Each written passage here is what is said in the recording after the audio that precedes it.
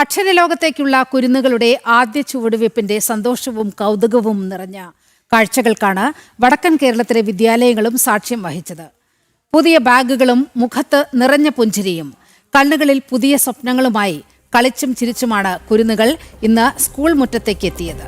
അതേസമയം മലപ്പുറം തിരൂരങ്ങാടിയിൽ അധ്യാപകർ എത്താൻ വൈകിയതിനെ തുടർന്ന് വിദ്യാർത്ഥികളുടെ പ്രവേശനോത്സവം മുടങ്ങിയത് സങ്കടക്കാഴ്ചയായി. ചിലർ ചിരിച്ചു, ചിലരാകട്ടെ സങ്കടം അടക്കി പിടിച്ചു. മറ്റു ചിലർക്ക് വലിയ കൗതുകമായിരുന്നു. അമ്മയെ കെട്ടിപ്പിടിച്ച് കരഞ്ഞവരുമുണ്ട് കൂട്ടത്തിൽ. ഇതൊക്കെ എന്തെന്ന ഭാവമായിരുന്നു ചില കുറുമ്പന്മാരുടെ മുഖത്ത്.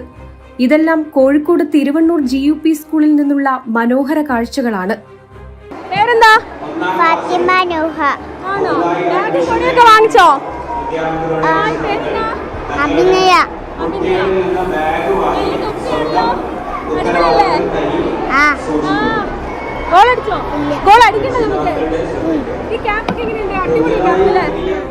പല ഭാവത്തിലെത്തിയ കുരുന്നുകളെയൊക്കെ ഒന്നിച്ചു ചേർക്കാൻ അധ്യാപകർ ചില വഴികളും കണ്ടെത്തിയിരുന്നു.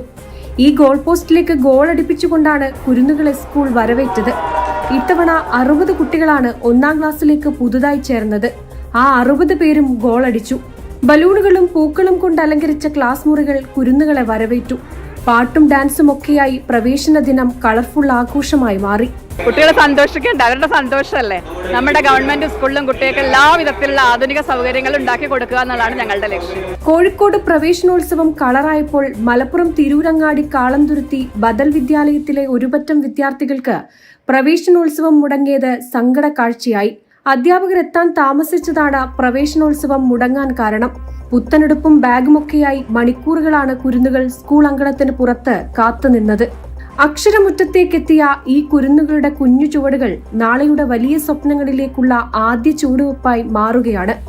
ഇന്ന് വിദ്യാലയമുറ്റത്ത് വിരിഞ്ഞ ഈ ചിരികളും കണ്ണീരും ജീവിതത്തിലെ ഏറ്റവും മനോഹരമായ ഓർമ്മകളിലൊന്നായി എന്നും നിലനിൽക്കും.